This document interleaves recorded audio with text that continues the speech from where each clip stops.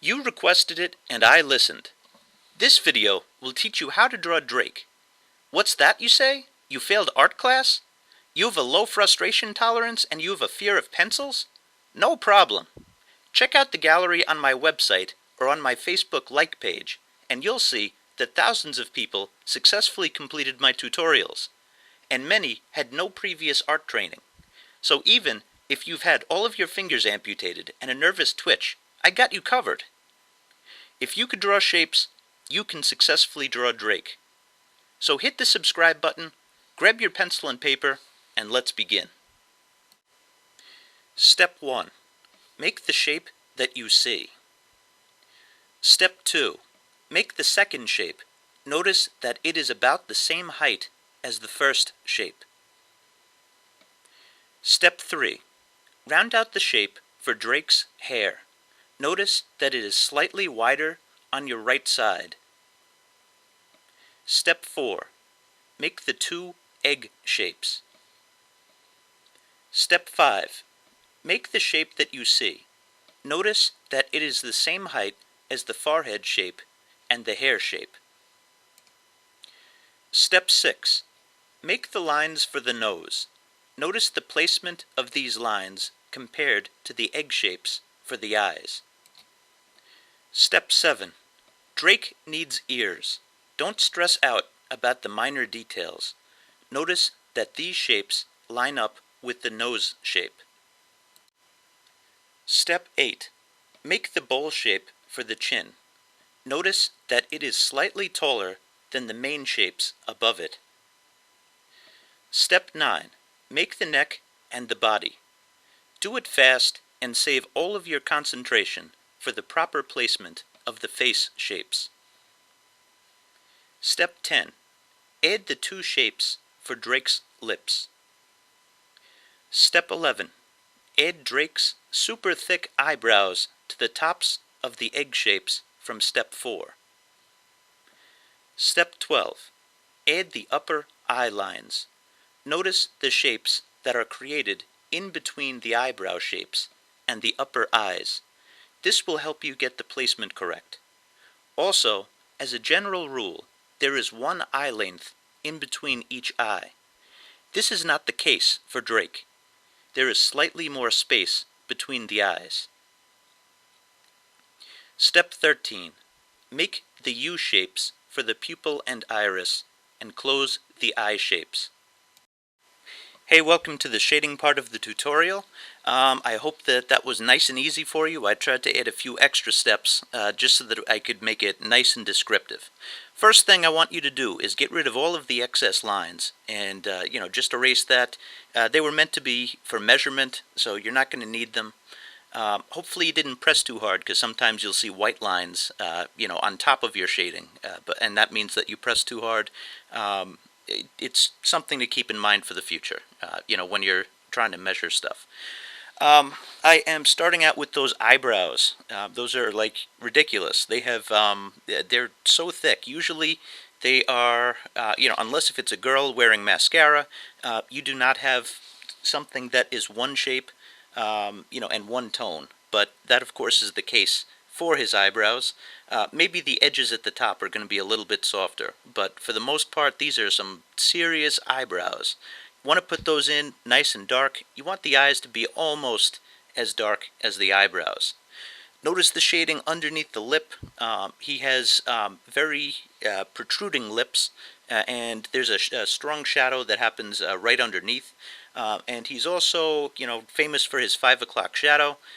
Make sure that you put that in. Notice that when the face turns, it's going to seem a lot darker. And I actually zoomed in. This is hopefully so that you can see the process of cross-hatching. All it is line next to line next to line. If I want to add more tones, if I want it to be darker, I am just going over that. And I vary the length of the strokes. So right along that chin line, you can see that, that's the darker area. There's more lines, and you're putting line on top of line on top of line. Takes some practice, but it definitely is a way that you can successfully build up tones. Might seem weird to you at first, but I'm going to do something that I think you're going to like a little bit later that'll make it a lot easier. I combine it with blending, and I use a blending stump or a paintbrush, or actually I use both. You could use a Q-tip if you don't have either one, but that's going to make it a lot easier. You could move stuff around, and I find beginners especially to like that. I'll point it out again when I do it. Notice the variance in the tones. Right underneath the eyebrows, it's going to be dark, but the eyelids themselves, those are going to be highlights. You'll see that in a second. It kind of makes sense that the eye socket, it goes into the skull, and it makes sense that there's a darker area right below the eyebrows. I am rounding the face right now. The side on your left, his right-hand side of the face is going to be darker. And basically you want to round the other side of the face, the side on the right, but you don't need to go as dark. For the hair, notice that I erased the lines. That's very important because you don't want it to seem like he's wearing a helmet.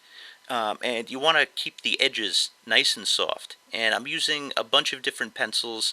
The black pencil that you're seeing me use is a 5B pencil. And the green pencil is a mechanical pencil. Nice cheap $1 pencil. Actually, a package cost $1. I got it at the dollar store. It's an HB pencil. Number 2 pencil is an HB pencil. But the 5B that I'm using right now, I am just going into the hair. You're going to see me do some more a little bit later. I want it to be really dark, but I want to develop the skin tones a little bit more. Let's see. For the ears, don't go crazy, especially on the ear to your left. Not the one that I'm working on now. It's going to be pretty dark. You don't have to really worry too much about the variance in tones yet. You want to build the tones up first so you can cross-hatch over it. The area right at the top of the ear is going to be right after the fold is going to be the darkest part.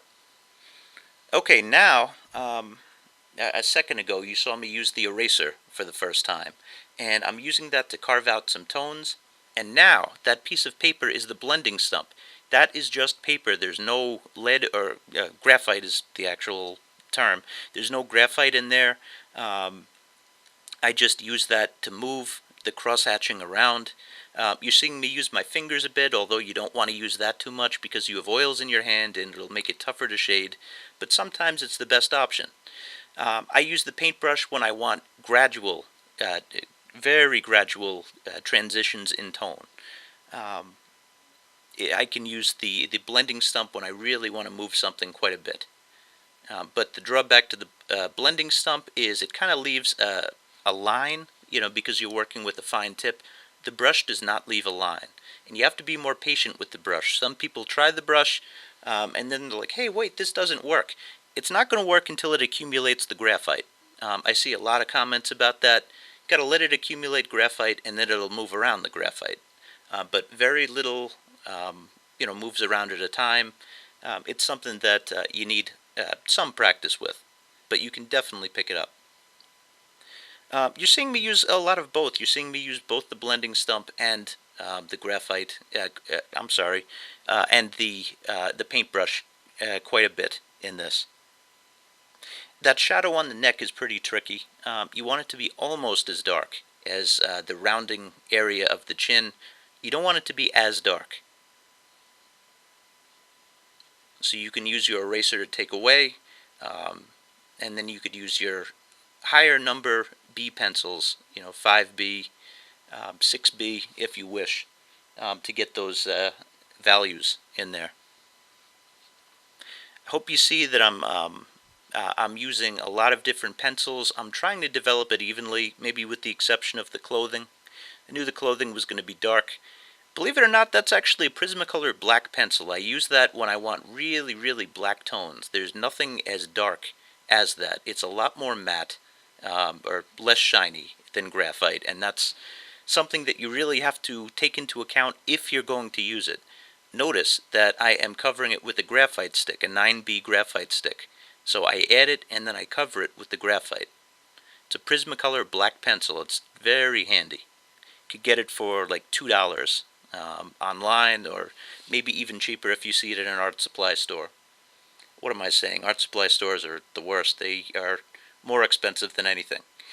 But yeah, that pencil is definitely handy. I'm putting on the finishing touches now, and I'm looking for the darkest areas in my photo reference, which is pretty easy to get online.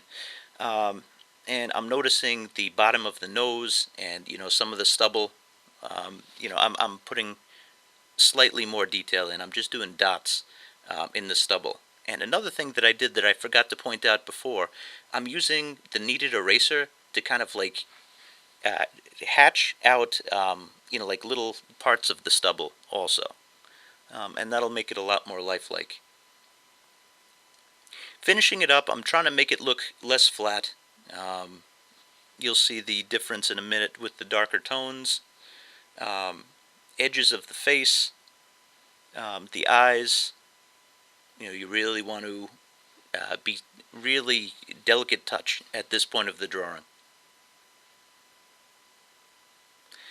If you've watched it this far, I recommend, of course, watch it again and pause it at different points. Don't get scared, give it a try, and I wish you best of luck with it. Thanks for watching.